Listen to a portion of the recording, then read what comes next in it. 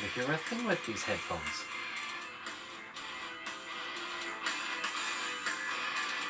Sounds like...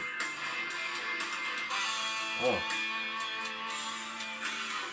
Oh, I see. Okay. Alright. Cue the music.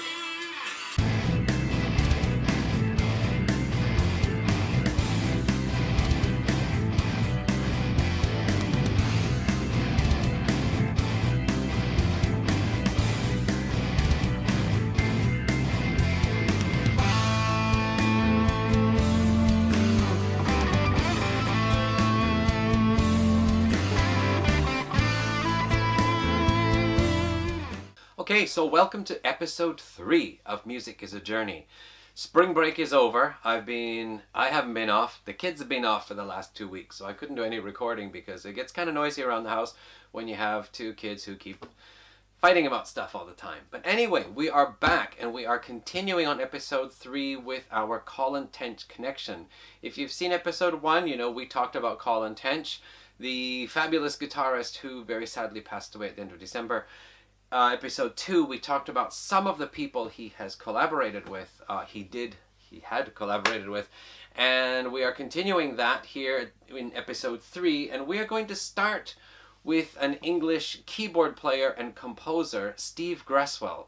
And Steve is actually a very good person to start episode 3 with because he not only collaborated with Colin Tench on the Colin Tench Project first album, Hair and a G-String. He composed the orchestral arrangement for the opening track, but Colin also worked with him on his band project Coalition on the third album, I think it was the third one, Bridge Across Time, which came out in October 2016. And not only that, but the vocalist on the Bridge Across Time album was Blake Carpenter, whom we talked about in episode 2, and who also collaborated with Colin, and Colin collaborated with him as well. So let's get talking about Steve Gresswell. Now, in the beginning, I actually didn't know anything about Steve. I just heard from Colin that he had played on Steve's album, the Coalition album Bridge Across Time, and Colin sent me the completed album as a download so that I could get a review up on Prog Archives when the album was released. And it's a very good album. Almost all the tracks are, I think, almost all are somewhere between 8 and 10 minutes long. There is a lot of music going on. Steve is an amazing composer. He puts in all sorts of different layers and changes, but overall it's very powerful and uplifting music. So before we get on to anything else about Steve Gresswell, and before the cat suddenly tries to come into the room here, we had that visitor last time, let's listen to just a couple of clips from 2 tracks from the Bridge Across Time album.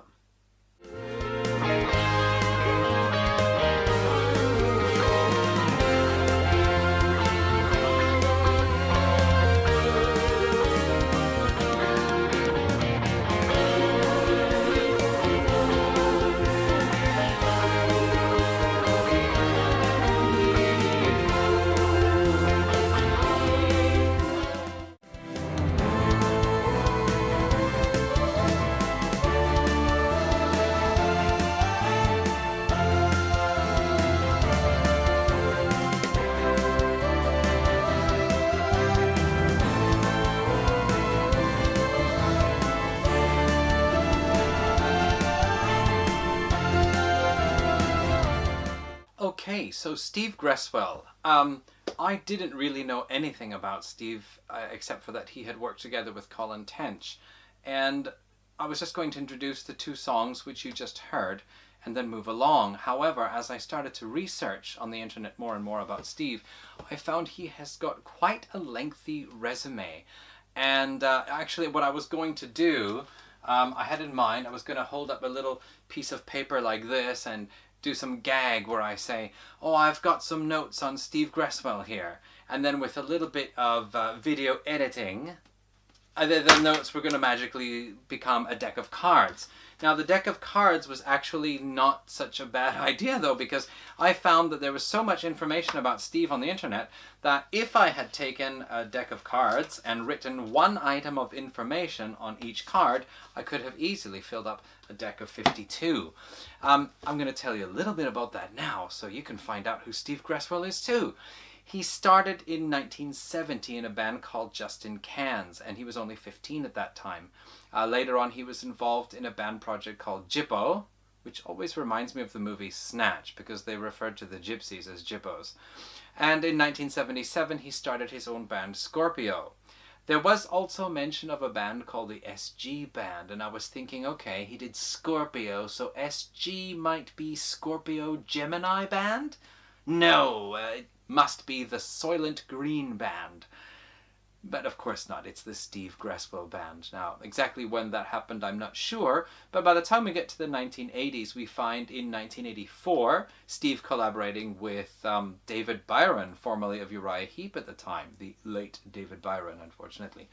And then he went on, he became a part of a band called After Dark, for about a year, and that was a heavy rock band. And then he went on to form a band called Guardian Angel, which he played in for a while. He also reformed Scorpio with, I guess not reformed, but formed Scorpio 2.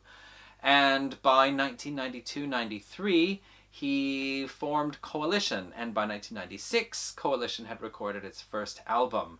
Then in the late 90s, Coalition's second album was actually... Sorry, let me check here. It is... Ballad of Reading Gaol, written by Oscar Wilde, actually. This was a musical interpretation of that. So that was very interesting. And then we hit the 2000s. Coalition has 2 more albums out, 2012, 2016, and also a band project called The Inner Road, which has released 3 albums so far, and a 4th album is on the way. And there are various other points of interest mentioned about Steve. For example, he was in the International Who's Who of Popular Music on page 205. He was also nominated for, I'm sorry, I've forgotten exactly, but some kind of British Music Award. And he's done some other band projects releasing singles, not signals, singles. So Steve has an impressive resume behind him. Now, as I said, I didn't really know so much about Steve's music. However, he has very graciously given me the secret codes to gain access to his library. No, he's allowed me to get some of the albums he has on Bandcamp, and especially for this video here. So, at the point of recording this video, I've only listened to 2 of them. However, by the time this video is ready to go, I'm going to have a medley of music from 5 albums. I want to pick 2 songs from each and select about 30 seconds from each of those 2 songs. So this is the point where in the video I'm going to say, now please enjoy some of the music of Steve Gresswell, The Inner Road, Coalition, and Steve Gresswell Project. Take it away.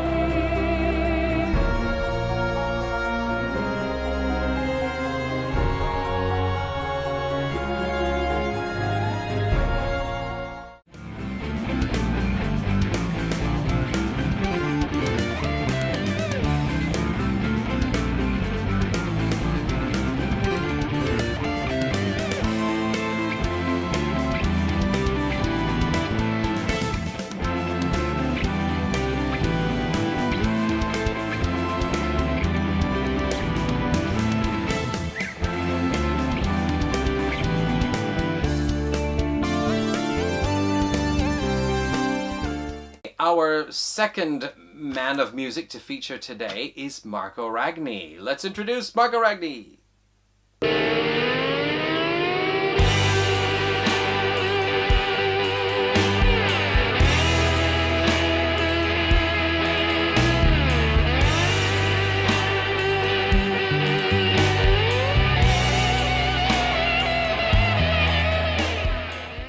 Okay, Marco Ragni is an Italian singer, songwriter, guitar player. I think he does keyboards as well. He started out playing in the 1980s in a band called Deshuesada, I'm going to guess. It's a psychedelic pop band. He recorded 2 psychedelic recordings in the late 80s and then joined that band and played with them until 1989. From 2000 to 2007, he played in a band called Quartafila, which later on changed their name to Hiza? Hizu? Sorry, not sure. But anyway, 2009, Marco Ragni went solo. Now, how do I know about Marco Ragni? Well, Colin Tench played on Marco Ragni's Land of Blue Echoes album. He did a guitar solo for the opening track. And so, thanks to that, I got to know about Marco. I got to know Marco on Facebook, and it turns out Marco's a really nice guy. Okay. Let's talk about Marco's music a little bit. He has released 6 albums on Melodic Revolution Records, as well as 5 previous albums on his own Crow Records label. Let's take a walk through a little bit now. Oh, I've got them in the wrong order. Land of Blue Echoes. This is the album where I got to know him. And this is a fantastic bit of work. Really marvelous songs on here. You're going to hear some of them coming up soon. And also, very fascinating, but there are quite a few guests on here, including Peter Matuchniak, whom we are going to talk about next, as well Colin Tench, and Hamlet, whom we are also going to talk about in a little bit, plus a bunch of other great people. So, nice stuff. I highly recommend getting into this one. It's a great gateway drug album into Marco Ragni's music. Marco in 2014 released a double album called Mother from the Sun. It is a concept album about, I believe it's about one man recognizing the damage he is causing to Mother Earth as a human being in our modern way of living, and it's some kind of journey about that. It's a double album, and some of the tracks here are like 22 minutes long, nearly 18 minutes long, so it does take a little while to get into this. However, there's lots of tasty bits on here too, so I'm going to include some of that in our medley. One of his first albums, actually 2009, was Rajanti, soundtrack from The Valley of Purple Light. And Marco recently re-released this, 2016 anyway, on Melodic Revolution Records, and he sent this to me, and so we're going to feature some of this. Actually, the music that was behind our introduction of Marco is exactly the opening track from this album, The Moon Turns the Tides. All right. Okay, also, Busy Guy, 2016, California. Now, maybe this is a good time to explain what Marco's music is like. It is described as psychedelic space rock, but also with a lot of folk tendencies. And I'd say if you can imagine late 60s, early 70s Pink Floyd with a late 60s California feel to it, you have a pretty good idea of what to expect. Lots of really good stuff on here. It is a short album, I think around 29 minutes or so. It's an EP. But yeah, you'll see some of that or hear some of that coming up. And his latest release in 2018, end of February, The Wandering Caravan. So why don't we just take a listen now to some of the music of Marco Ragni. Please enjoy this medley of songs.